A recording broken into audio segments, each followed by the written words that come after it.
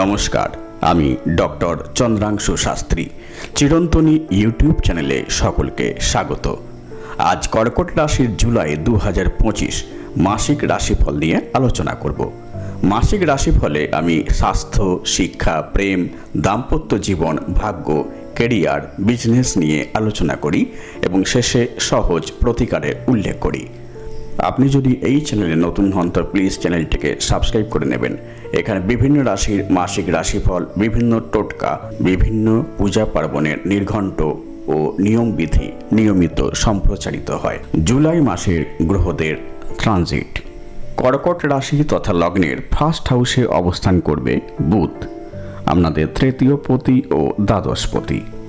Second হাউসে অবস্থান করছে মঙ্গল ও কেতু।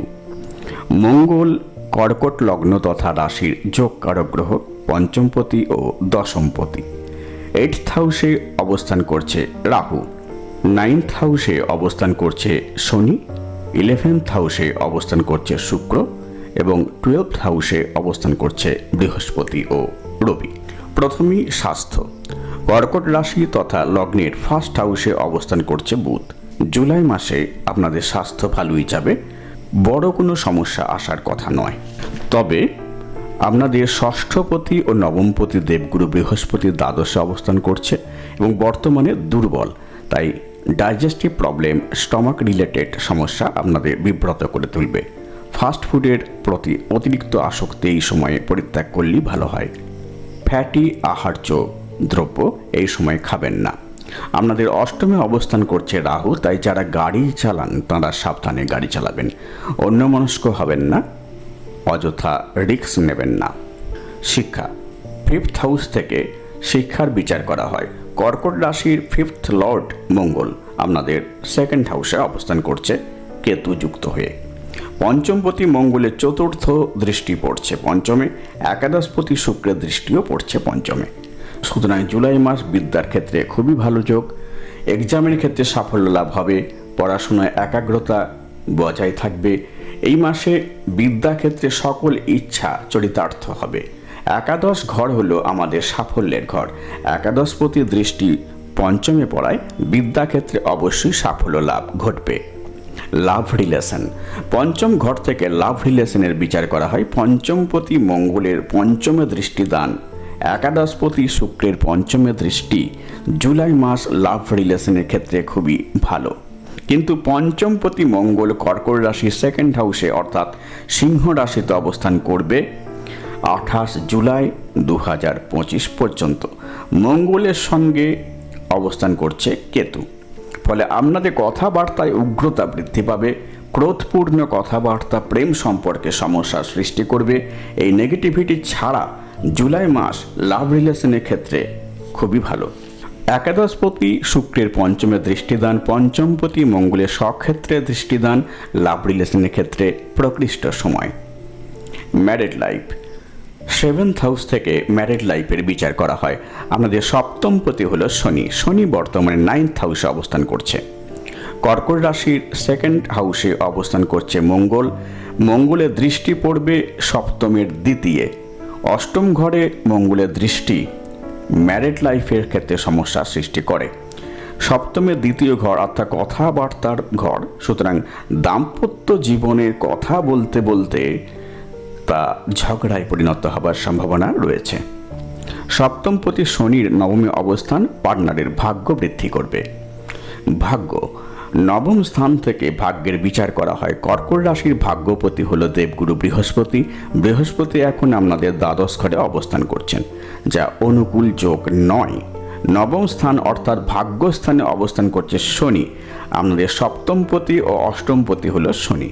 ভাগ্যস্থানে শনিদেবের অবস্থান ভাগ্যকে কিছু বাধাদান করবেই। যাদের ভাগ্যবতী শনি হয় তাদের ক্ষেত্রে এর ব্যতিক্রম হয়। সুতরাং ভাগ্যের সহায়তা আপনারা খুব একটা পাবেন না। এটা শুধু জুলাই মাস নয়, আগামী 18 অক্টোবর পর্যন্ত এটা থাকবে। ক্যারিয়ার। দশম ঘর থেকে ক্যারিয়ার সম্বন্ধে বিচার করা হয়। কর্কট রাশি তথা লগ্নের জাতক জাতিকাদের দশমপতি হলো মঙ্গল। মঙ্গল 28 জুলাই পর্যন্ত আপনাদের সেকেন্ড হাউসে অর্থাৎ ধনস্থানে অবস্থান করবে। দশমপতি ধনস্থানে অবস্থান কর্মক্ষেত্রে থেকে আয় এবং সঞ্চয় ক্ষেত্রে ভীষণ অনুকূল যোগ। আমাদের সেকেন্ড লর্ড রবি 16 জুলাই কর্কট রাশিতে প্রবেশ করবে, সুতরাং জুলাই মাস কেরিয়ারের ক্ষেত্রে যথেষ্ট ভালো যাবে। তবে কর্মক্ষেত্রে আপনাদের সহকর্মীদের সঙ্গে উগ্র আচরণ করা থেকে অবশ্যই বিরত থাকুন, কথাবার্তার ক্ষেত্রেও সংযত থাকুন। ব্যবসা, সপ্তম ঘর থেকে ব্যবসা সম্পর্কে বিচার করা হয়। আমাদের সপ্তমপতি হলো শনি বর্তমানে আমাদের ভাগ্যস্থানে অবস্থান করছে। সপ্তমপতি ভাগ্যস্থানে, সুতরাং ব্যবসা ক্ষেত্রে আমাদের ভাগ্যের সহায়তা লাভ অবশ্যম্ভাবী। 16 জুলাই আপনাদের সেকেন্ড লর্ড রবি কর্কট রাশিতে প্রবেশ করলে তার দৃষ্টি পড়বে 7th হাউসে। ফলে 16 জুলাই থেকে আপনাদের ব্যবসা ক্ষেত্রে যথেষ্ট আয় বৃদ্ধি পাবে। ব্যবসা ক্ষেত্রে যারা আছেন এই মাসে ব্যবসা ক্ষেত্রে শ্রীবৃদ্ধি ঘটাতে সক্ষম হবেন। নতুন কোনো ব্রাঞ্চ যদি গড়ে তুলতে চান, এই সময় প্রকৃষ্ট সময়। প্রতিকার, প্রতিদিন সকালে সূর্যদেবকে প্রণাম করুন এবং সূর্যদেবকে জবা ফুল ও জল দান করুন। মন্ত্র উচ্চারণ করুন, ওং জবা কুসুম সংকাশং কাশ্যপেয়ং মহাদুতিম ধান্তারিং সর্বপাপগ্নং প্রণতস্মি দীপাকরম। হনুমান চালিসা প্রতিদিন সকালে স্নানের পর পাঠ করুন। প্রতিদিন সকালে স্নানের পর হনুমানজি শক্তিশালী মন্ত্র উচ্চারণ করুন, ওং হং হনুমতে নম 108 বার। প্রতি সোম এবং শনিবার অবশ্যই শিবলিঙ্গের অভিষেক করুন। প্রথমে বেলপাতা দেবেন শিবের মাথায়, তারপর দুধ ও গঙ্গা জল মিশ্রণ করে ঢালুন। মন্ত্র উচ্চারণ করুন, ওং নমঃ শিবায় 3 বার। প্রতি মঙ্গলবার সকালে স্নানের পর উচ্চারণ করুন, ওং অং অঙ্গারকায় নমঃ 108 বার। প্রতিদিন রাত্রিতে শোবার আগে 108 বার উচ্চারণ করুন, ওং কেম কেতবে নমঃ। আমার এই ভিডিও ভালো লাগলে প্লিজ লাইক করবেন, শেয়ার করবেন এবং পরের ভিডিওগুলি যাতে শীঘ্র দেখতে পান সেই জন্য চ্যানেলটিকে অবশ্যই সাবস্ক্রাইব করে নেবেন।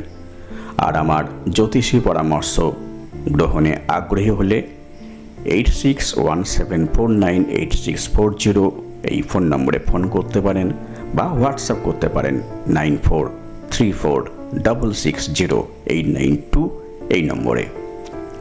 আজ এই পর্যন্ত, দেখা হবে পরের ভিডিওতে। ধন্যবাদ।